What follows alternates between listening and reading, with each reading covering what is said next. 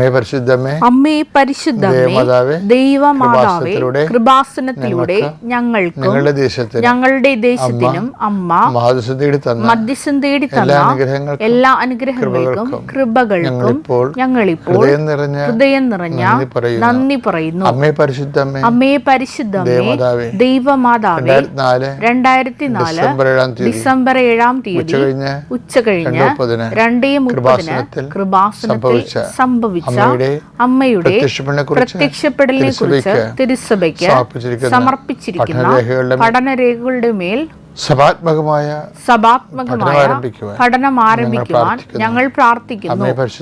അമ്മേ പരിശുദ്ധമേ, ഭൂസ്വർലോകങ്ങളുടെ രാജ്ഞിയായ അങ്ങേയ്ക്ക് ഭൗമ സംരക്ഷണത്തിനായി പ്രപഞ്ച പ്രകൃതിയെ തന്നെ തിരുസഭ പ്രതിഷ്ഠിക്കുവാൻ ഈ പ്രത്യക്ഷീകരണം വഴി ഇടയാക്കണമേ.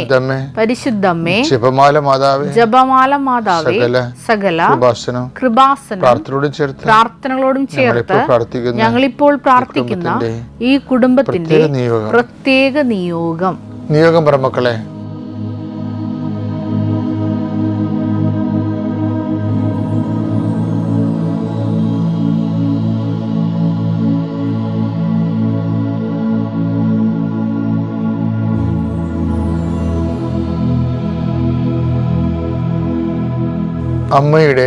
അമ്മയുടെ പ്രത്യക്ഷീകരണത്തിന്റെ ഈ അനുഗ്രഹവേളയിൽ ഞങ്ങൾക്ക് സാധിച്ചു തരുവാൻ കനിയണമേ. ആമേൻ. കർത്താവിന്റെ ഉന്നതമായ നാമത്തിന് സ്തോത്രം ചെയ്യുന്നു. കർത്താവിന്റെ വിശുദ്ധ പൗരോഹിത്യത്തെ മഹത്വപ്പെടുത്തണമേ. കർത്താവ് സഭയിലുള്ള സാന്നിധ്യം പ്രകടമാക്കണമേ.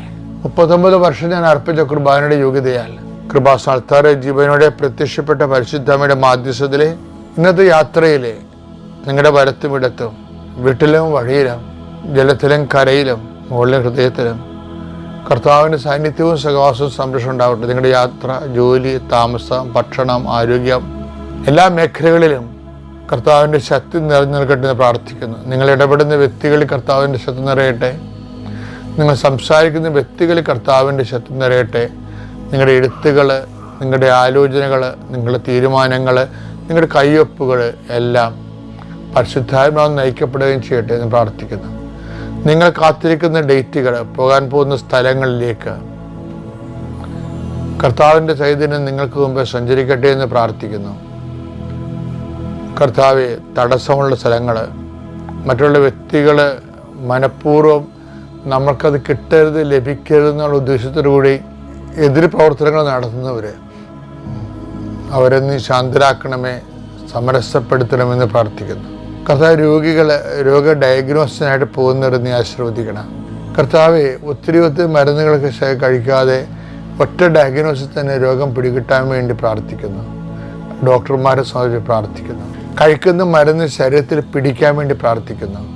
വസ്തു വിൽക്കാനുള്ളവർ, വസ്തു വാങ്ങാനുള്ളവർ, വീട് വെക്കാനുള്ളവർ, അപേക്ഷ കൊടുക്കാനുള്ളവർ, സർട്ടിഫിക്കറ്റ് പ്രതീക്ഷിക്കുന്നവർ, റിസൾട്ട് പ്രതീക്ഷിക്കുന്നവർ, റീവാലുവേഷന് കൊടുത്തവർ, രേഖകൾ നഷ്ടപ്പെട്ടവർ, വസ്തുക്കൾ അന്യൻ്റെ കയ്യിലാകപ്പെട്ടവർ, പണം അന്യൻ്റെ കയ്യിലാകപ്പെട്ടവർ, അത് തിരിച്ചു കിട്ടാൻ വേണ്ടി ആഗ്രഹിച്ച് പ്രാർത്ഥിക്കുന്നവർക്കെല്ലാം കർത്താവ് അടയാളം നൽകട്ടെ. നിൻ്റെ കഴിവല്ല, ദൈവത്തിൻ്റെ കൃപ നിന്നെ പ്രവർത്തിക്കട്ടെ. നിൻ്റെ കഴിവല്ല, ദൈവത്തിൻ്റെ കൃപ നിന്നെ പ്രവർത്തിക്കട്ടെ. നിൻ്റെ കഴിവല്ല, ദൈവത്തിൻ്റെ കൃപ നിന്നെ പ്രവർത്തിക്കട്ടെ. ആമേൻ. വിശ്വാസ പ്രമാണം. സർവശക്തനായ പിതാവും ആകാശത്തിൻ്റെയും ഭൂമിയുടെയും സൃഷ്ടാവുമായ ദൈവത്തിൽ ഞാൻ വിശ്വസിക്കുന്നു. അവിടുത്തെ ഏകപുത്രനും ഞങ്ങളുടെ കർത്താവുമായ ഈശോ മിശിഹായിലും ഞാൻ വിശ്വസിക്കുന്നു.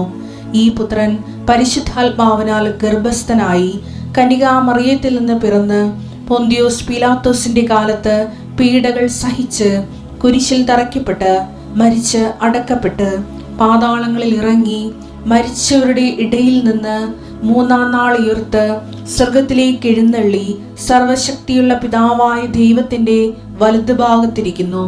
അവിടെ നിന്ന് ജീവിക്കുന്നവരെയും മരിച്ചവരെയും വിധിക്കുവാൻ വരുമെന്നും ഞാൻ വിശ്വസിക്കുന്നു.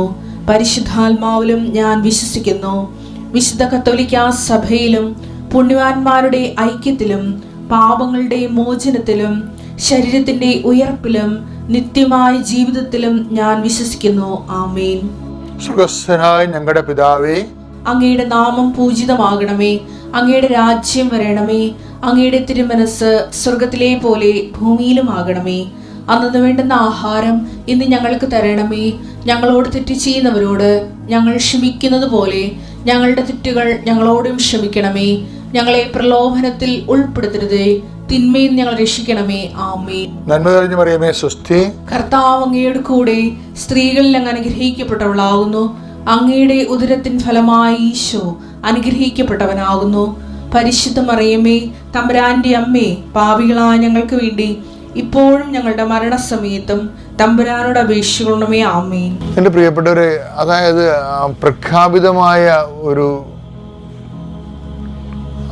അടിസ്ഥാന പ്രമാണമാണ്, അനുഗ്രഹത്തിൻ്റെ അടിസ്ഥാന പ്രമാണം. എന്താണ്?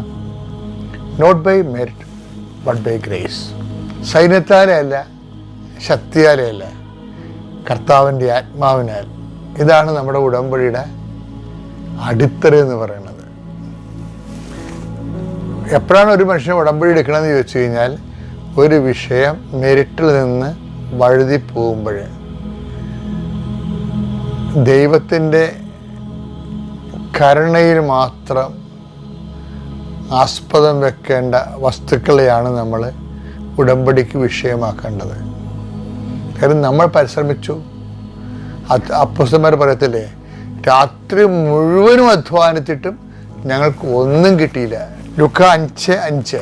ശിമയോൻ പറഞ്ഞു, ഗുരു രാത്രി മുഴുവൻ അധ്വാനിച്ചിട്ടും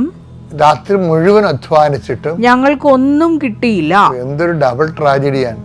രാത്രി മുഴുവനും അധ്വാനിച്ചിട്ടും ഞങ്ങൾക്ക് ഒന്നും കിട്ടിയില്ലെന്നാണ്. രണ്ട് ഡബിൾ നെഗറ്റീവ് കയറി വന്നിരിക്കുകയാണ്. അപ്പോൾ അതിനുള്ള ഈ ഡബിൾ നെഗറ്റീവിനെ പോസിറ്റീവ് ആക്കാൻ എന്താ മാർഗം? എങ്കിലും നീ പറഞ്ഞതനുസരിച്ച് ഞാൻ വലയിറക്കാം. അതാ, അപ്പൊ പറഞ്ഞതനുസരിച്ച്, അതാണ് അവൻ പറയണത് പോലെ ചെയ്യുക. അപ്പൊ ഉടമ്പടിയുടെ അന്തസ്സത്ത അതാണ്. കാര്യം, രാത്രി മുഴുവനും അധ്വാനിച്ചിട്ടും ഒന്നും കിട്ടാതെ വരുമ്പോൾ, പരിശ്രമിച്ച് പരാജയപ്പെടുമ്പോൾ മനുഷ്യൻ്റെ ലാസ്റ്റ് ഓപ്ഷനാണ് ഉടമ്പടി. എന്താണ്? നീ പറഞ്ഞതനുസരിച്ച്. നമ്മുടെ ജീവിതത്തിൽ ഈ ധ്യാനം, ഇപ്പോൾ ആൾക്കാർ പറയത്തില്ല, കുറേ കഷ്ടപ്പാട്, കുറേ വിഷമങ്ങളൊക്കെ, രോഗങ്ങളായി മാറുന്നില്ല, കടങ്ങളായി, വഴക്കായി, സമാധാനം ഇല്ല, എന്നാൽ ഒരു ധ്യാനത്തിന് പോയേക്കാന്ന് പറയത്തില്ലേ? പോയിട്ട് പറയുമ്പോൾ എല്ലാം ശരിയാവെന്ന് പറയില്ല. അതെന്താ ശരിക്കും പറഞ്ഞാൽ ഇതാണ്, രാത്രി മുഴുവനും അധ്വാനിച്ചിട്ടും ഒന്നും കിട്ടാത്തപ്പോൾ, സമാധാനം ഇല്ലാത്തപ്പോൾ ജനങ്ങളെ ദൈവത്തെങ്കിലേക്ക് പിരിയും ചെയ്യും. ഇപ്പോൾ കർത്താവിലേക്ക് തിരിയുമ്പോൾ വരുന്ന വിഷയം എന്ന് പറയണത്, അവൻ പറയണത് പോലെ കേൾക്കാൻ ആൾക്കാർ ധ്യാനത്തിന് പോണൊരു പകുതി മുക്കാലും. പക്ഷെ ഉടമ്പടിയിൽ അങ്ങനെയല്ല. അവൻ പറയണ കേൾക്കുകയല്ല. കേൾക്കുക എന്ന് വെച്ചാൽ ഇവിടെ ചെയ്യുക എന്ന അർത്ഥം. കേൾക്കുക എന്ന് വെച്ച് കഴിഞ്ഞാൽ ഇവിടെ, അതായത് നീ എത്ര 1000 വചനം കേട്ടോ എന്നല്ല പ്രശ്നം. അതിൽ 5 വചനമാണ് നടപ്പിൽ വരുത്തിയെങ്കിൽ 5-ന് 1000-ന്റെ വിലയാണ് വേണ്ടത്. അപ്പം എപ്പോഴും നമ്മൾ ശ്രദ്ധിക്കേണ്ട ഇതാണ്, ജീവിതം തളർന്നു പോയോ, ജീവിതം തകർന്നു പോയോ, അടുത്ത ഓപ്ഷൻ എന്താണ്? അവൻ പറയണ പോലെ ചെയ്യുക. നീ പറഞ്ഞ അനുസരിച്ച് കൊണ്ട് വലയിറക്കുക. പിന്നെ ജീവിതം അങ്ങനെ പരാജയപ്പെട്ടു എന്ന് കണ്ടാൽ ഡിക്ലെയർ ചെയ്യണം. പരാജയപ്പെട്ടുവെന്ന് ഡിക്ലറേഷൻ ഭയങ്കര സംഭവമാണ്. എല്ലാവരുടെയും പ്രശ്നം ഡിക്ലെയർ ചെയ്യത്തില്ല. അവർ അഹങ്കാരം ഉള്ളത് കൊണ്ടും ദൈവത്തിനെ ആശ്രയിക്കുന്ന പോരായ്മയെ കരുതണ കൊണ്ടാണ് ആൾക്കാർ ഡിക്ലെയർ ചെയ്യാത്തത്. 38 വർഷം രോഗിയായി കിടന്ന ആളല്ലേ, അയാൾ ഡിക്ലെയർ ചെയ്യണം, കണ്ടിട്ടില്ലേ? യോഹന്നാൻ 5:7 അവൻ പറഞ്ഞു, യോഹന്നാൻ 5:7 അവൻ പറഞ്ഞു, കർത്താവേ വെള്ളം ഇളകുമ്പോൾ എന്നെ കുളത്തിലേക്ക് ഇറക്കാൻ ആരുമില്ല. ഡിക്ലെയർ ചെയ്തു. എന്താണ്? Nobody to help me except Jesus. അത് ഡിക്ലെയർ ചെയ്ത്. ഇതുപോലെ തന്നെ നമ്മുടെ ജീവിതത്തിൽ നമ്മൾ മസിൽ പവർ, മണി പവർ, അങ്ങനെ പല പവറില്ലേ, പല പവർ കൊണ്ട് നമുക്ക് നടക്കാതെ വരുമ്പോൾ നമ്മൾ ചെയ്യേണ്ടത് ഡിക്ലെയർ ചെയ്യണം. അല്ല പിന്നെ അവിടെയും പറഞ്ഞുകൊണ്ട് താൻ ബാധി ദൈവം ബാധി എന്ന് പറയരുത്. കാര്യം ചില സമയത്ത് ജീവിതം ഫുൾ ആൻഡ് ഫുൾ ദൈവം തന്നെയായിരിക്കും. അല്ല, ചിലപ്പോൾ നമ്മൾ 50% നമ്മളും 50% ദൈവം എന്ന് പറയരുത്. ഡിക്ലെയർ ചെയ്യണം, ഐ ആം സീറോ എന്ന് പറഞ്ഞിട്ട്, കർത്താവേ നീ ഈ വിഷയത്തിൽ ഇടപെട്ടില്ലെങ്കിൽ ഇനി എൻ്റെ ജീവിതം മുന്നോട്ട് പോകത്തില്ല എന്നാണ്. അത് ഭയങ്കരമായ ഒരു ഈ പത്രോസൻ ഡിക്ലെയർ ചെയ്യുകയാണ് ചെയ്യണത്. രാത്രി മുഴുവൻ പണിപ്പെട്ടിട്ട് ഞങ്ങൾക്ക് ഒന്നും കിട്ടിയില്ല. അത് ഞങ്ങളുടെ കഴിവുകേടാകാം. ചിലപ്പോൾ ആൾക്കാർ പറഞ്ഞ പോലെ കാലക്കേട് വരേണ്ട കാര്യമില്ല ഇവിടെ. എന്ന് വെച്ച് കഴിഞ്ഞാൽ പകല് പണിയില്ലാഞ്ഞിട്ടാണ് ആൾക്കാർ രാത്രി പണിക്ക് പോണത്. പകല് നല്ല ചൂടും ഒക്കെ ആണെങ്കിൽ മത്സ്യം വെള്ളം ചൂടാകുമ്പോൾ മത്സ്യം താഴ്ന്നു നിൽക്കേ ഉള്ളു. അപ്പം പക്ഷെ താഴ്ന്നു നിൽക്കണ കാരണം നല്ലവണ്ണം കല്ലുകൾ കെട്ടി വെയിറ്റ് കെട്ടി ആൾക്കാർ താഴ്ന്നു പോണ വലകളാണ് ആ വെയിലുള്ളപ്പം ചെയ്യണത്. അങ്ങനെ കല്ല് കെട്ടി താഴ്ത്തി വല ഇട്ട് ആൾക്കാരിങ്ങനെ ട്രോൾ ചെയ്തിട്ട് പോലും ഒന്നും കിട്ടില്ലെന്ന് പറയുമ്പോൾ മത്സ്യങ്ങളില്ലെന്ന് അർത്ഥം കടലിൽ. അതുകൊണ്ട് ഇവർ രാത്രി കെട്ടുമായിരിക്കും. വെള്ളം തണുക്കുമ്പോൾ മത്സ്യം ഓളി വന്ന് പൊങ്ങുമായിരിക്കും എന്നൊക്കെ അതിന് രാത്രി പോയി. അപ്പോഴതൊന്നും അല്ല പ്രശ്നം. മത്സ്യം ഉണ്ടെങ്കിലല്ലേ പൊങ്ങി വരത്തുള്ളൂ. അപ്പം സീറോ ഫിഷിങ് അവിടെ വരണത്. അപ്പോഴെന്നാ പറ്റും? നമ്മൾക്ക് ഒരാൾ സഹായിക്കാനില്ല, വായ്പ തരാൻ ആരുമില്ല, നമ്മൾ സഹായിക്കാനും ആളുമില്ല, സാധ്യതയില്ലെന്ന് പറയുമ്പോൾ പിന്നെ ഉള്ള സാധ്യത എന്താണ്? ദൈവമാണ്. ദൈവത്തെ നമ്മുടെ ജീവിതത്തിൽ കക്ഷി ചേർക്കുന്നതിനാണ് ഉടമ്പടി എന്ന് പറയണത്. അതെപ്പോഴും നമ്മൾ നോക്കിയാൽ മനസ്സിലാകും. ഈ ഉടമ്പടി ഫോർമുല ഈ പിതാക്കന്മാരും പ്രവാചകന്മാരും ന്യായാധിപന്മാരും ദൈവത്തിൻ്റെ ആൾക്കാരെല്ലാം ബേസിക്കായിട്ട് ആരാണ്? Who are they? അവരാരായിരുന്നു ശരിക്കും പറഞ്ഞ പ്രവാചകന്മാർ? They were the covenant men of കവനൻസ്. Prophets ആരാണ് അവർ ശരിക്കും പറഞ്ഞാൽ? Men of കവനൻസ്. ജഡ്ജസ് ആരാണ് അവർ മെൻ ഓഫ് കവനൻസ്. ഇവരെല്ലാം ബേസിക്കായിട്ട് ദൈവത്തിൻ്റെ വചനവുമായിട്ട് ബന്ധപ്പെട്ടാണ് ജീവിതം ക്രമീകരിക്കാൻ ഉദ്ദേശിക്കുന്നത്. അടിസ്ഥാനപ്പെടുത്തി ജീവിതം മുന്നോട്ട് വയ്ക്കണമെങ്കിൽ ആ ദൈവത്തിൻ്റെ വചനം തന്നെ ബുക്ക് ഓഫ് കവനൻ്റാണ്. കർത്താവിൻ്റെ വചനത്തിന് പണ്ടൊക്കെ വിളിച്ചിരുന്നതിൻ്റെ പേരെന്താണ്? ഉടമ്പടിയുടെ പുസ്തകം എന്നാണ്. ജീവിത പ്രതിസന്ധികളിൽ നമ്മൾ ഒറ്റയായി പോകും. അപ്പോഴെന്ത് ചെയ്യും?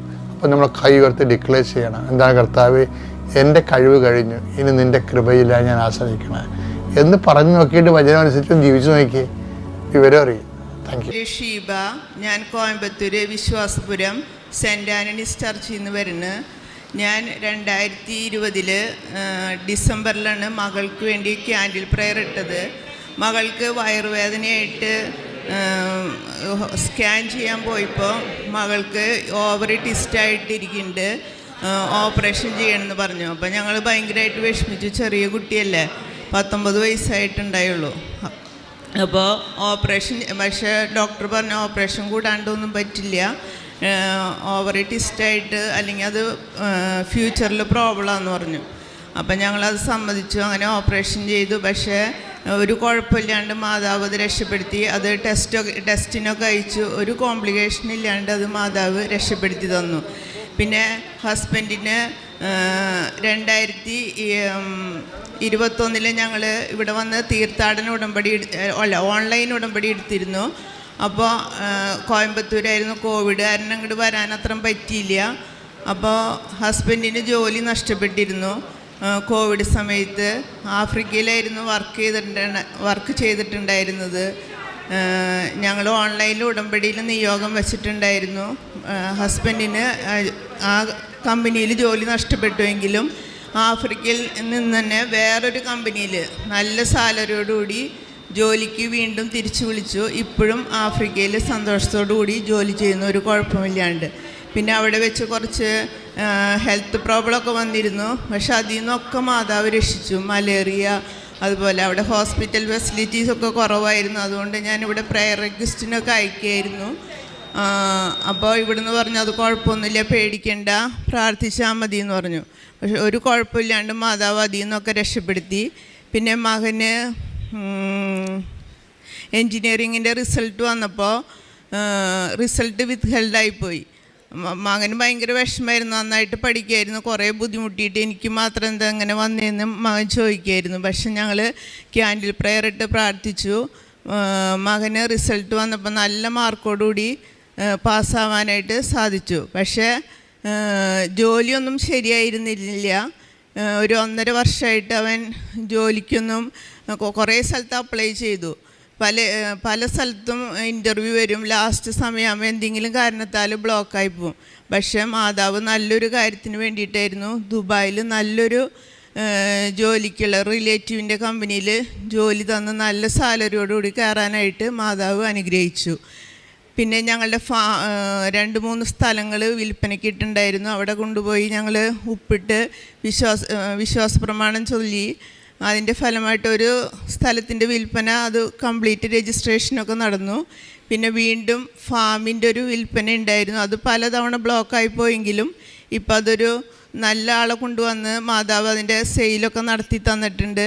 ഏകദേശം ഒരു 3/4 ഭാഗോളം ക്ലിയർ ആയിട്ടുണ്ട്. പിന്നെ മാതാവ് അത് തുടർന്നും നല്ല രീതിയിൽ നടത്തി തരുമെന്ന് ഞങ്ങൾക്ക് വിശ്വാസമുണ്ട്. പിന്നെ എൻ്റെ ചേട്ടൻ്റെ മകൾക്ക് ജോലിക്ക് വേണ്ടി നിയോഗം വെച്ച് പ്രാർത്ഥിച്ചിരുന്നു. അതും മാതാവ് സാധിച്ചു തന്നു. ബാങ്കിൽ നല്ലൊരു ജോലി, നല്ലൊരു പൊസിഷനിൽ ജോലി കൊടുത്ത് മാതാവ് അനുഗ്രഹിച്ചു. പിന്നെ ഹസ്ബൻഡിൻ്റെ ഒരു കൂട്ടുകാരന് കരൾ രോഗം വന്നിട്ട് ഭയങ്കര ബുദ്ധിമുട്ടിലായിരുന്നു. എന്ന് വെച്ചാൽ അത്ര ഏജും ആയിട്ടില്ല, ചെറിയ കുട്ടികളായിരുന്നു. അത് മഞ്ഞപ്പിത്തമൊക്കെ ആയി ഭയങ്കര ഒരു സീരിയസ് സ്റ്റേജിലായിരുന്നു. കരൾ മാറ്റി വയ്ക്കേണ്ടി വരുമെന്നുള്ളൊരവസ്ഥയിലായിരുന്നു. പക്ഷേ ഞങ്ങൾ നിയോഗം വെച്ച്, അതൊരു ഹിന്ദു പയ്യനാണ്. ഞങ്ങൾ പക്ഷെ നിയോഗം വെച്ച് ഞാൻ അവിടെ പ്രാർത്ഥിച്ചിരുന്നു. അതും ഇപ്പോൾ ഒരു മരുന്ന് കൊണ്ട് കഴിച്ച് അസുഖം ഭേദമാകുന്നൊരവസ്ഥയിലേക്ക് മാതാവ് മാറ്റി തന്നിട്ടുണ്ട്. പിന്നെ മകന് ജോലി ദുബായിൽ കൊടുത്ത് അതിൻ്റെ വിസയുടെ പ്രോസസ്സൊക്കെ നടന്നു. ഇപ്പം അതും വിസയൊക്കെ അടിച്ചു. അതും കുഴപ്പമില്ലാണ്ട് മകൻ സന്തോഷത്തോടു കൂടി ജോലിക്ക് പോകുന്നു. പിന്നെ ഇതുപോലെ പലതവണ ഞങ്ങൾ മക്കൾക്കൊക്കെ അസ്വസ്ഥതകളൊക്കെ വരുമ്പോൾ പനി, ചുമ തുടങ്ങി ഇങ്ങനെ അസ്വസ്ഥതകൾ വരുമ്പോഴും ഒക്കെ ഞങ്ങൾ ഈ ഉപ്പിട്ടും പിന്നെ തൈലം പുരട്ടിയൊക്കെ പ്രാർത്ഥിക്കുമായിരുന്നു. അതിൽ നിന്നൊക്കെ മാതാവ് ഞങ്ങൾ ഒത്തിരി അനുഗ്രഹങ്ങൾ തന്ന് ഞങ്ങളുടെ കുടുംബത്തെ ഉടമ്പടി പ്രയർ റിക്വസ്റ്റ് ഇട്ടത് മുതൽ ഈ ഉടമ്പടി എടുത്തത് ഇപ്പം ഇത്ര നാൾ വരെ ഞങ്ങൾക്ക് മാതാവ് ഒത്തിരി അനുഗ്രഹങ്ങൾ ചെറുതും വലുതായിട്ട് ചെയ്തു തന്നിട്ടുണ്ട്. അതിനൊക്കെ ഒത്തിരി നന്ദി പറയുന്നു. എൻ്റെ പേര് സന്ധ്യ. ഞാൻ UK നിന്നാണ് ഇപ്പോൾ വരുന്നത്. എൻ്റെ സ്ഥലം കളർകോടാണ്. ഞാൻ അമ്മയുടെ അത്ഭുത സാക്ഷ്യം പറയാൻ വേണ്ടി ഇപ്പം എയർപോർട്ടിൽ നിന്ന് ഡയറക്റ്റ് ഇങ്ങോട്ട് വരുമായിരുന്നു. ഞാൻ കൃപാസനത്തെക്കുറിച്ച് അറിയുന്നത് എൻ്റെ കൂടെ വർക്ക് ചെയ്യുന്ന മഞ്ജു ചേച്ചി പറഞ്ഞിട്ടാണ്. അങ്ങനെ ഞാൻ 2/12/2021 ഇവിടെ വന്ന് ഉടമ്പടി എടുത്തു. ആ സമയത്ത് സത്യം പറഞ്ഞാൽ എൻ്റെ ഡൈവോഴ്സ് കേസ് കോടതി ഇരിക്കുകയാണ്, ജോലിയില്ല, ഞാൻ ആകെ തകർന്ന് നിൽക്കുന്ന സമയമായിരുന്നു. അങ്ങനെ ഞാൻ OET എക്സാം എഴുതി. അപ്പോൾ ഞാൻ അമ്മയോട് വാക്ക് പറഞ്ഞായിരുന്നു, ഞാൻ റിസൾട്ട് ഇവിടെ വന്ന് മാത്രമേ ഞാൻ നോക്കത്തുള്ളൂ, അല്ലാതെ ഞാൻ നോക്കത്തില്ല എന്ന് പറഞ്ഞു. അങ്ങനെ ഞാൻ ഇവിടെ വന്ന് റിസൾട്ട് നോക്കിക്കഴിഞ്ഞപ്പോൾ എനിക്ക് സ്പീക്കിങ്ങും റൈറ്റിങ്ങും പോയി. ഞാൻ ആകെ തകർന്നു പോയി. ഞാൻ അന്ന് അച്ഛനെ കാണാൻ ഇവിടെ ഒരുപാട് ശ്രമിച്ചു, അപ്പോൾ നടന്നില്ല. അന്ന് ഇവിടുത്തെ ഒരു ബ്രദർ എന്നോട് പറഞ്ഞു, അമ്മയെ സമർപ്പിച്ച് നീ റീവാലുവേഷന് കൊടുക്ക്, എന്തായാലും അത് നടന്നിരിക്കുമെന്ന്. അങ്ങനെ ഞാൻ അമ്മയെ സമർപ്പിച്ച് റീവാലുവേഷന് കൊടുത്തു. എനിക്ക് 2 മോഡ്യൂളും 50 മാർക്ക് വെച്ച് കൂടി. അങ്ങനെ ഫുൾ മോഡ്യൂൾ B ആക്കി കിട്ടി. പിന്നെ എനിക്ക് അത്ഭുതങ്ങളുടെ ഒരു പെരുമഴയായിരുന്നു. പിന്നെ CBT അതുപോലെ തന്നെ പാസ്സായി, ഇൻ്റർവ്യൂ പാസ്സായി. അങ്ങനെ ഫുൾ എല്ലാം അമ്മയുടെ ധ്യാന ദിവസമായ ചൊവ്വാഴ്ചയാണ് നടന്നിട്ടുള്ളത്. അങ്ങനെ ഞാനൊരു ചൊവ്വാഴ്ച തന്നെ NHSൻ്റെ എംപ്ലോയി ആയിട്ട് UK എത്തി. അവിടെ ചെന്ന് കഴിഞ്ഞപ്പോൾ OSCE എക്സാം, അത് ഭയങ്കരമായ ഒരു വലിയ എക്സാമാണ്. അതങ്ങനെ പെട്ടെന്ന് എല്ലാവർക്കും ക്ലിയർ ചെയ്ത് കിട്ടത്തില്ല. അതും എനിക്ക് അമ്മ മാതാവ് എനിക്ക് പാസ്സാക്കി തന്നു. അതിനുശേഷം അവിടെ വീട് കിട്ടുക എന്ന് പറയുന്ന വലിയൊരു ടാസ്ക്കാണ്. ആ ടാസ്ക് ഒരു 2 മാസം 6 മാസം ആയവർക്ക് പോലും വീട് കിട്ടാതെ നിൽക്കുന്ന സ്ഥിതിക്ക് എനിക്ക് 1 മാസം കൊണ്ട് അമ്മ മാതാവ് നല്ലൊരു വീട് സംഘടിപ്പിച്ച് തന്നു. അത് ഏറ്റവും കുറഞ്ഞ റെൻറ്റിലാണ്. അങ്ങനെ പിന്നെ എൻ്റെ മക്കളെയും അമ്മയും അവിടെ UK കൊണ്ടുപോകാനുള്ള ഒരു തീരുമാനത്തിൽ വന്നു. അങ്ങനെ ഞാൻ എൻ്റെ മക്കളുടെ വിസ അപ്ലൈ ചെയ്തു. അന്നേരം ഫുൾ റിജക്ഷൻ വന്നു. കാരണം എൻ്റെ ഹസ്ബൻഡിൻ്റെ കൺസെൻറ്റ് ഇല്ലാതെ എൻ്റെ മക്കളെ അവിടെ കൊണ്ടുപോകാൻ പറ്റത്തില്ല. അത് കോടതിയിൽ നിന്ന് ഒരു സോളോ റെസ്പോൺസിബിലിറ്റി എന്ന് പറഞ്ഞൊരു കോർട്ട് ഓർഡർ വേണം. അത് കിട്ടിയാൽ മാത്രമേ എൻ്റെ മക്കളെ കൊണ്ടുപോകാൻ പറ്റത്തുള്ളൂ എന്ന് ഏജൻസിയും ഈവൻ അവിടെയുള്ള ലീഗൽ അഡ്വൈസിനെ വരെ ഞാൻ കോൺടാക്ട് ചെയ്തു. അവരും ഇങ്ങനോട് പറഞ്ഞു ഇത് ഈ ഡോക്യുമെൻ്റ് ഇല്ലാതെ കൊണ്ടുപോകാൻ പറ്റത്തില്ല. ഞാൻ ഏജൻസിയോട് പറഞ്ഞു എന്തായാലും അപ്ലൈ ചെയ്ത് നോക്കാം, നമുക്ക് നോക്കാം. അപ്പോൾ അവരെന്നോട് പറഞ്ഞു പൈസ പോകുമെന്ന് മാത്രമേ ഉള്ളൂ, മിച്ചം ഇത് കിട്ടാൻ ചാൻസ് ഇല്ല, പിന്നെ റിജക്ഷനായ പിള്ളേർക്ക് വിസ കിട്ടത്തില്ലെന്ന്. ഞാൻ പറഞ്ഞു ഞാൻ മാതാവിനെ സമർപ്പിച്ച് ഞാൻ കൊടുക്കുവാണ്, എനിക്കിത് കിട്ടും. അങ്ങനെ ഞാനത് കൊടുത്തു. എൻ്റെ മക്കൾക്ക് വിസ കിട്ടി. അതുപോലെ തന്നെ എൻ്റെ അമ്മയുടെ വിസിറ്റ് വിസയും ഇതുപോലെ തന്നെ ഫണ്ടില്ല, ഞങ്ങൾക്ക് സേവിങ്സ് അക്കൗണ്ടിലായിട്ട് ഒരു 0 ബാലൻസ് ആയിരുന്നു. അപ്പോൾ സേവിങ്സ് അക്കൗണ്ട് മിനിമം 3 lakhs കാണിച്ചാൽ മാത്രമേ ആ വിസിറ്റ് വിസ അവർ അത് ക്ലിയർ ചെയ്ത് തരത്തുള്ളൂ എന്ന് പറഞ്ഞു. പക്ഷേ ഞാൻ അന്നേരം ഏജൻസിയോട് പറഞ്ഞു കുഴപ്പമില്ല, നിങ്ങൾ വെച്ച് നോക്കുക, എന്തായാലും എന്നെ സഹായിക്കും, ദൈവം സഹായിക്കും എന്ന ആ ഒരു ഉറച്ച വിശ്വാസത്തിൽ ഞാൻ ചെയ്തു. അതും കിട്ടി, ക്ലിയറായി വിസിറ്റ് വിസ അമ്മയ്ക്കും കിട്ടി. അങ്ങനെ ഞാൻ 20-ാം തീയതി എൻ്റെ മക്കളെയും അമ്മയും കൊണ്ടുപോകാൻ വേണ്ടി വന്നതാണിപ്പോൾ. അപ്പോൾ അമ്മ അത്ഭുതകരമായി എന്നെ എല്ലാ അപകട മേഖലകളിൽ നിന്ന് രക്ഷിച്ച് എന്നെ ഇവിടം വരെ എത്തിച്ച അമ്മ മാതാവിനും തിരുക്കുമാരനും ഒരുപാട് നന്ദി. അതുകൂടാതെ ഒരുപാട് രോഗസൗഖ്യങ്ങൾ എനിക്ക് തന്നിട്ടുണ്ട്. എൻ്റെ മൂത്ത മകന് വിട്ടുമാറാത്ത പനിയായിരുന്നു. അവനൊരു ദിവസം എന്തൊക്കെ മെഡിസിൻ എടുത്തിട്ടും എഫക്റ്റ് ചെയ്യുന്നില്ല. അങ്ങനെ ഞാൻ ഉപ്പും തേനും കൂടെ കൂട്ടിക്കൊടുത്തു, കുടമ്പടി തൈലം പുരട്ടി പ്രാർത്ഥിച്ചു. അന്ന് അവൻ ഭയങ്കരമായി അന്നേരം ആ സമയത്തൊന്ന് വൊമിറ്റ് ചെയ്തു. വൊമിറ്റ് ചെയ്തതിന് ശേഷം പിന്നെ അവൻ ആ പനി അന്നേരം തന്നെ വിട്ടുമാറി. പിന്നെ അവൻ ഒരു രീതിയിലുള്ള ഒരു ബുദ്ധിമുട്ടും ഉണ്ടായില്ല. അതുപോലെ തന്നെ എൻ്റെ ഇളയ മകൻ ഒരു ദിവസം കളിച്ചുകൊണ്ട് നിൽക്കുമ്പോൾ നിക്കറിൻ്റെ സിബ് കുരുങ്ങി, അവൻ്റെ പെന്നിസ് ഫുൾ സിബിനകത്ത് പെട്ടുപോയി. ഫുള്ള് കിടന്ന് കരയുവാണ്. നോക്കിയപ്പം അത് ഫുള്ള് ഹോസ്പിറ്റലിൽ കൊണ്ടുപോയത് കട്ട് ചെയ്ത് സർക്കംസിഷൻ ചെയ്യാതെ ഒരു വഴിയില്ലാത്തൊരവസ്ഥയിൽ നിന്ന് കുഞ്ഞ് കരയുവാണ്. ഞങ്ങളെല്ലാം പേടിച്ചു പോയി. ഞാൻ ആ അമ്മയുടെ ഉടമ്പടി തൈലം എടുത്ത് പുരട്ടി ഞാൻ ജസ്റ്റ് ഒന്ന് പൊക്കി നോക്കിയപ്പോഴത്തേക്ക് ആ പൂർണ്ണമായിട്ട് അതിനകത്തുനിന്ന് വിട്ടുപോയി. അവന് ജസ്റ്റ് അവിടെ ഒരു ചെറിയൊരു മുറിവ് മാത്രം വന്ന് അമ്മ മാതാവ് ഞങ്ങളെ അനുഗ്രഹിച്ചു. അങ്ങനെ പലവിധമായ അപകട മേഖലകളിൽ നിന്ന് അമ്മ മാതാവ് ഞങ്ങളെ അനുഗ്രഹിച്ചു. അമ്മയോട് ഞാൻ പറഞ്ഞിട്ടുണ്ടായിരുന്നു ഞാൻ അവിടുന്ന് വന്നു കഴിഞ്ഞ് എൻ്റെ മക്കളെ അമ്മയും കൊണ്ടുപോകുന്നതിന് മുമ്പ് ഇവിടെ വന്ന് സാക്ഷ്യം പറഞ്ഞിട്ടേ ഞാൻ എൻ്റെ അമ്മയും മക്കളെയും കൊണ്ടുപോകത്തുള്ളൂ. അതിനുവേണ്ടി ഞാൻ ഇവിടെ വന്നു. അമ്മയ്ക്കും തിരുക്കുമാരനും ഒരുപാട് നന്ദി. എൻ്റെ പേര് ജൂബി കുര്യൻ. ഞാൻ കോട്ടയം ജില്ലയിലെ കോന്നല്ലൂർ എന്ന സ്ഥലത്തു നിന്ന് വരുന്നു. ഞാൻ 2022 നവംബർ 30 ഉടമ്പടി എടുത്തത്. ഞാൻ ആദ്യമായി കൃപാസനത്തിൽ വരുന്നത് ഒക്ടോബർ 28 അഖണ്ഡ ജവമാല റാലിക്കാണ്. അന്ന് റാലിയൊക്കെ കൂടിക്കഴിഞ്ഞ് ഞാനിവിടെ വന്ന് നേരത്തെ സാധനങ്ങളൊക്കെ സ്റ്റോറിൽ നിന്ന് വാങ്ങിച്ച് ഞാൻ പോയി. ഞാനൊരു ഓട്ടോ ഡ്രൈവറാണ്. ഡിസംബർ മാസത്തിൽ ഞാൻ സ്റ്റാൻഡിൽ ഓട്ടോ കിടന്നിരുന്നപ്പോൾ ഒരു ആൾ എൻ്റെ അടുത്ത് വന്ന് പറഞ്ഞു ഒരു ഓട്ടം പോകണം എന്ന് പറഞ്ഞു. ഞാൻ പറഞ്ഞു ചേട്ടാ എങ്ങോട്ടാണ്? അത് ഏറ്റുമാനൂർ വരെ ഒരു സ്വല്പം ആക്രി സാധനമുണ്ട്, അതുകൊണ്ട് അവൻ്റെ ചെറിയ ചാക്കയുള്ളെന്ന് പറഞ്ഞു. ഞാൻ ആദ്യം പറഞ്ഞു കൊണ്ടുപോകണ ചേട്ടാ. വേറെ ആരും വരുന്നില്ല, അതുകൊണ്ട് കൊണ്ടുപോകാമെന്ന് ചോദിച്ചു. അപ്പോൾ ഞാൻ കൊണ്ടുപോകാമെന്ന് പറഞ്ഞു. ഞാനത് കൊണ്ടുപോയി അവിടെ ആക്രിക്കടയിൽ കൊണ്ട് സാധനം ഇറക്കി വിട്ടു. ഞാൻ തിരിച്ചു പോന്നു. പിറ്റേ ദിവസം ഞാൻ രാവിലെ സ്റ്റാൻഡിൽ ഓടാൻ വന്നപ്പോൾ ഒരു 10 മണിയൊക്കെ ആയി കാണും. അപ്പോൾ പോലീസ് സ്റ്റേഷനിൽ നിന്ന് പോലീസുകാർ വന്ന് ചോദിച്ചു കഴിഞ്ഞ ദിവസം ആരാണ് ഇവിടെ നിന്ന് ആക്രിക്കാരൻ്റെ ഓട്ടം പോയെന്ന് ചോദിച്ചു. ഞാൻ പറഞ്ഞു സാറേ ഞാനാന്ന് പറഞ്ഞു. എന്നാൽ അത് നീ കൊണ്ടുപോയ സാധനം മോഷണ മുതലാണ്, ഒരു വീട്ടിൽ നിന്ന് അവൻ എടുത്തതാന്ന് പറഞ്ഞു. ഞാൻ പറഞ്ഞു സാറേ ഞാനത് വഴിയിൽ വെച്ച് എന്നെ ഓട്ടം വിളിച്ചു, വഴിയിലിരിക്കുന്ന സാധനമാണ് ഞാൻ കൊണ്ടുപോയി, എനിക്ക് വേറെ ഒന്നും അറിയില്ലായിരുന്നു സാറേ എന്ന് പറഞ്ഞു. കുഴപ്പമില്ല, സ്റ്റേഷനിലോട്ട് പോരാൻ പറഞ്ഞു. ഞാൻ സ്റ്റേഷനിൽ ചെന്നു. എനിക്ക് അവരെ ഭയമായി. ഞാൻ എന്ത് ചെയ്യണമെന്ന് എനിക്കൊരു പിടിയില്ല. ഞാൻ മാതാവിനോട് പ്രാർത്ഥിച്ചു, എൻ്റെ മാതാവേ എന്ത് ചെയ്യും എനിക്കറിയില്ല. ഞാൻ ആദ്യമായാണ് ഇങ്ങനൊരു പോലീസ് സ്റ്റേഷനിൽ കയറുന്നതും ഇങ്ങനെ ഉള്ള സംഭവങ്ങളൊക്കെ. ഞാനിപ്പോൾ എൻ്റെ ഇവിടുന്ന് കൊണ്ട് ഉടമ്പടി കാശ് രൂപ എൻ്റെ കയ്യിലുണ്ടായിരുന്നു.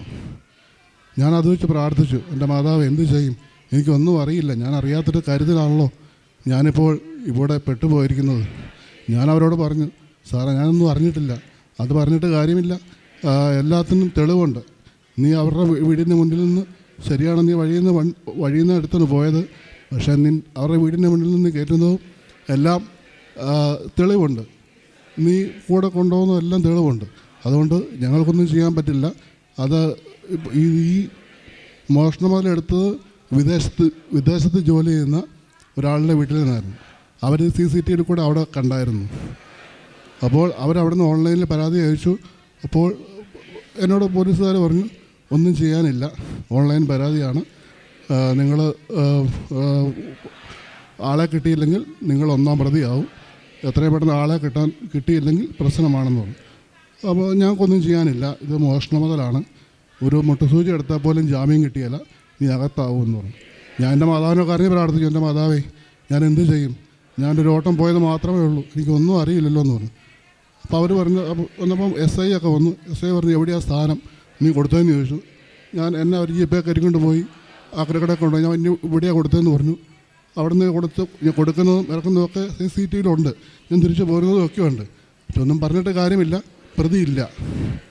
ഞാനിങ്ങനെ പ്രാർത്ഥിച്ചു, എൻ്റെ മാതാവ് എന്ത് ചെയ്യും, ഞാൻ അവിടെ നിന്ന് കരഞ്ഞിരുന്ന് പ്രാർത്ഥിച്ചു. അപ്പോൾ SI വരെ എന്താ പറ്റിയെന്ന് ചോദിച്ചു. സാറേ ഇങ്ങനെ പറ്റിപ്പോയി, എനിക്കൊന്നും അറിയില്ല എന്ന് പറഞ്ഞു. അപ്പം SI പറഞ്ഞു, നീ പ്രാർത്ഥിക്കാൻ പറയും. SI ഇങ്ങോട്ട് വന്ന്, സാറേ ഞാൻ ഒത്തിരി പ്രാർത്ഥിക്കുന്നുള്ളൂ, എനിക്ക് അറിയില്ല, എന്നെ പറ്റി എനിക്ക് അറിയില്ലെന്ന് പറഞ്ഞു. നിനക്ക് ദൈവഭയമുണ്ടെങ്കിൽ നിൻ്റെ കാളെ കെട്ടുന്ന SI എന്നോട് പറഞ്ഞു. ഞാൻ അവിടുന്ന് പ്രാർത്ഥിച്ചു.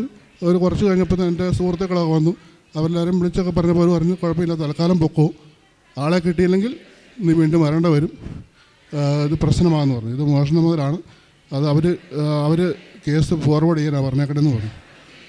എനിക്ക് ടെൻഷനായി. എനിക്ക് BP ഉള്ള മനുഷ്യനാണ്. ഞാനൊരു ചെറിയൊരു കാര്യം വന്നപ്പോഴും എനിക്ക് BP ഹൈ ആകുന്ന ആളാണ്.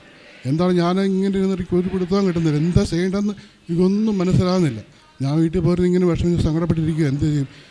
2 ദിവസം കഴിഞ്ഞപ്പോൾ എനിക്ക് പ്രഷർ കൂടി. പ്രഷർ സാധാരണ വലിയ കാര്യയുടെ കൂടിയില്ല, ചെറുതായിട്ട് കൂടി. ഞാൻ പിന്നെ ഹോസ്പിറ്റലൊന്നും പോയില്ല. ഞാൻ മാതാവിനെ പ്രാർത്ഥിക്കും, മാതാവേ അടുത്ത ദിവസം ഞാൻ വന്നോളാം, ഞാൻ ഉടമ്പടി എടുത്തോളാം എന്ന് പറഞ്ഞു. ഞാൻ ഇവിടെ വന്നു എൻ്റെ ഭാര്യയായിട്ട് വന്ന് ഉടമ്പടി എടുത്തു പോയി. ഞാൻ ആ ഉടമ്പടി നിയമങ്ങളെല്ലാം കറക്റ്റായിട്ട് പാലിക്കുന്നുണ്ടായിരുന്നു. ഞാൻ പള്ളിയിലൊന്നും പോയില്ല, ഞായറാഴ്ച പോലും ഞാൻ പള്ളിയിൽ പോകാത്ത വ്യക്തിയായിരുന്നു. ഞാൻ ഈ നവംബർ 30-ാം തീയതി തൊട്ട് ഇന്ന് 12-ാം തീയതി വരെ, ഈ മാസം 12-ാം തീയതി വരെ എല്ലാ ദിവസവും മുടങ്ങാതെ ഞാൻ പള്ളിയിൽ പോവുകയും ഉടമ്പടി നിയമങ്ങളെല്ലാം പാലിക്കുകയും ചെയ്യുന്നുണ്ട്. ഞാൻ ആ രോഗികളെ കാണാൻ പോകുന്നു, പത്രം കൊടുക്കുന്നുണ്ട്, എല്ലാ കാര്യങ്ങളും ചെയ്യുന്നുണ്ട്. ഈ പത്രം കൊടുക്കാൻ പോകുമ്പോൾ തന്നെ ആൾക്കാരെല്ലാം എന്നെ കളിയാക്കാം. എൻ്റെ സ്റ്റാൻഡിലൊക്കെ പത്രം കൊടുക്കുമ്പോൾ അവരൊക്കെ കളിയാക്കും. കൂട്ടുകാരൊക്കെ പറയും, കുഴപ്പമില്ല, നീ പേടിച്ചിട്ട് പോയി ഉടമ്പടി എടുത്തല്ലേ, നിനക്കിപ്പോൾ കിട്ടും, നീ ഇപ്പോൾ കൃപാസനത്തിൽ പോയിട്ട് ഉടമ്പടി എടുത്താൽ നിനക്കിപ്പോൾ കിട്ടും, കള്ളം പോയ വഴിക്ക് പോയി നിന്നെ പിടിക്കുമെന്ന് പറയും. നീ തന്നെയാണെന്നോ. ഞാനിങ്ങനെ പ്രാർത്ഥിച്ചു, എൻ്റെ മാതാവേ എല്ലാവരും എന്നെ ഇങ്ങനെ കളിയാക്കുന്നുണ്ടല്ലോ, എന്ത് ചെയ്യണം, ഒരു പിടുത്തവും കിട്ടുന്നില്ല. അപ്പോൾ ഞാനിങ്ങനെ പ്രാർത്ഥിച്ച് കഴിയുമ്പോൾ അവർ അടുത്ത മാസം വരുമെന്ന് പറയും. ഇപ്പോൾ ഓൺലൈനിലെ പരാതിയാണല്ലോ, അവർ വന്നു കഴിയുമ്പം പരാതി സ്വീകരിക്കുമായിരിക്കും, കൊടുക്കുമായിരിക്കും എന്ന് പറഞ്ഞു. ഞാനിങ്ങനെ പ്രാർത്ഥിച്ചുകൊണ്ടിരുന്ന മാതാവിനോട് പറഞ്ഞു, എൻ്റെ മാതാവ് എനിക്ക് എന്താ ഒരു വഴിയും കാണുന്നില്ലല്ലോ. ഇങ്ങനെ പറഞ്ഞപ്പം ഞാനിങ്ങനെ പ്രാർത്ഥിച്ചുകൊണ്ടിരുന്നപ്പോൾ ഒരു ദിവസം മാതാവ് എനിക്കൊരു വചനം തന്നു. 1 പത്രോസ് 1:6, അല്പകാലത്തേക്ക് കഷ്ടതകളുണ്ടാവും, നീ അതിൽ ആനന്ദിക്കും, നീ ഒന്നും പേടിക്കണ്ട, അത് ഒരു പ്രശ്നവും ഉണ്ടായില്ല, നീ അത് സന്തോഷിക്കുവിൻ. അഗ്നിശോധനയെ അതിജീവിക്കുന്ന നശ്വരമായ സ്വർണത്തേക്കാൾ വലുതാണ് പരീക്ഷകളെ അതിജീവിക്കുന്ന നിൻ്റെ വിശ്വാസം. ഈ ഒരു വചനം എൻ്റെ മനസ്സിൽ ഞാൻ ഉരുവിട്ടുകൊണ്ടിരുന്നേ. പരീക്ഷകളൊക്കെ വന്നു, ദൈവം പറഞ്ഞ് ആനന്ദിക്കാനാണ് പറയുന്നത്.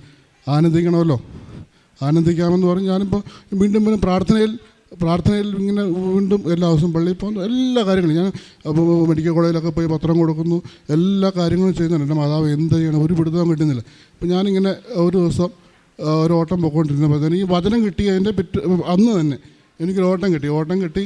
ഞാൻ പൊയ്ക്കൊണ്ടിരുന്നപ്പോൾ എൻ്റെ ഫ്രണ്ട്സ് തന്നെ വിളിച്ച് പറഞ്ഞു, എടാ നിൻ്റെ വണ്ടിയെ പോയ ഒരാളാണെന്ന് തോന്നുന്നത് ഒരാൾ സ്റ്റാൻഡിൽ വന്നിട്ടുണ്ട്, ഞങ്ങൾ അവനെ പിടിച്ചു വെച്ചിട്ടുണ്ട്, നീ എവിടെയാണെന്ന് ചോദിച്ചു. ഞാൻ കോട്ടയത്ത് റെയിൽവേ സ്റ്റേഷനിൽ ഓട്ടം പോയിക്കൊണ്ടിരിക്കുകയാണ്, ഞാനിപ്പോൾ വന്നാലേ പറ്റുള്ളൂ എന്ന് പറഞ്ഞു. അപ്പോൾ അവരൊന്ന് ഒരു കാര്യം നിനക്ക് വാട്സാപ്പ് അയക്കാം, ആളുടെ ഫോട്ടോ വാട്സാപ്പ് അയക്കാമെന്ന് പറഞ്ഞു. അപ്പോൾ അവരെനിക്ക് ഫോട്ടോ വാട്സാപ്പ് അയച്ചു. ഞാൻ പറഞ്ഞു ആ ആൾ തന്നെയാണ്. അപ്പം ഞാനെന്തപ്പം മെമ്പറെ വിളിച്ചു പറഞ്ഞു. മെമ്പർ പോലീസിനെയൊക്കെ വിളിച്ചു വരുത്തി അവനെ സ്റ്റാൻഡിൽ പിടിച്ചു വെച്ചു. അപ്പോൾ ഞാൻ ഓട്ടം പെട്ടെന്ന് പോയി തിരിച്ചു വന്നു. അപ്പോൾ പോലീസുകാർ അവിടെ നിൽപ്പുണ്ടായിരുന്നു. അവർ വന്ന് എന്നോട് ചോദിച്ചു, ഈ ആളാണോന്ന് ചോദിച്ചു. ഞാൻ പറഞ്ഞു, സാറേ ഈ ആൾ തന്നെയാണെന്ന് പറഞ്ഞു. അപ്പം എന്നെ കണ്ടപ്പോഴേ മോഷ്ടാവ് എന്നോട് പറഞ്ഞു, സാറേ ആ പുള്ളി ഒന്നും ചെയ്തിട്ടില്ലല്ലോ, ആ പുള്ളി അവിടെ കൊണ്ട് വിട്ടിട്ട് ഇറക്കിയിട്ട് പോയതേ ഉള്ളൂ, പുള്ളി ഒന്നും ചെയ്തിട്ടൊന്നുമില്ല, ഞാൻ ആ സാധനം എടുത്ത് എങ്ങോട്ട് കൊണ്ട് കളഞ്ഞെന്ന് പറഞ്ഞു. ഞാൻ കൊടുത്തുമില്ലെന്ന് പറഞ്ഞു. ഇത് ഇത്രയും പറഞ്ഞിട്ട് പോലീസുകാർ പറഞ്ഞു ശരി ഒക്കെ കുഴപ്പമില്ല, ഞാൻ നമ്പർ തന്നേര്, ഞാൻ വിളിച്ചോളാം എന്ന് പറഞ്ഞു. അത് കഴിഞ്ഞിട്ട് അങ്ങ് പോയി. ഞാൻ പിന്നെ വിളിച്ചുമില്ല. പിന്നെ ഞാൻ വിളിക്കാതിരുന്ന് ഈ മോഷണം പോയ പുള്ളി ആ സമയത്ത് വന്നായിരുന്നു, നാട്ടിൽ വന്നായിരുന്നു. അപ്പോൾ ആ പുള്ളിനെ വിളിച്ച് ചോദിച്ചു എന്താ ചെയ്യേണ്ടത്, കേസാക്കണോ, ആളെ കിട്ടിയിട്ടുണ്ടെന്ന് പറഞ്ഞു. അപ്പോൾ പുള്ളി പറഞ്ഞ് വേണ്ട, കേസൊന്നും എടുക്കണ്ട, സാധനം പോയത് പൊക്കോട്ടെ, ഇനിയിപ്പം അവനൊരു ഭാര്യയും പിള്ളേരൊക്കെ ഉള്ള അവനൊരു പാവമല്ലേ, അവൻ പൊക്കോട്ടെ, അവനെ കേസെടുത്താൽ അവനും പ്രതിയാവുമല്ലേ, അവിടെ പൊക്കോട്ടെ, എനിക്ക് പോയത് പൊക്കോട്ടെ എന്ന് പറഞ്ഞു. അപ്പോൾ ഞാൻ പൂർണ്ണമായിട്ടും വിശ്വസിക്കുന്നു ഇത് എൻ്റെ മാതാവ്, അത് എന്നെ എല്ലാവരും പറഞ്ഞ് എവിടെ നിന്നാണ്, ഞാൻ ഇതിനകത്ത് നിരപരാധിയാണെന്ന് എൻ്റെ മാതാവിന് അറിയാമായിരുന്നു.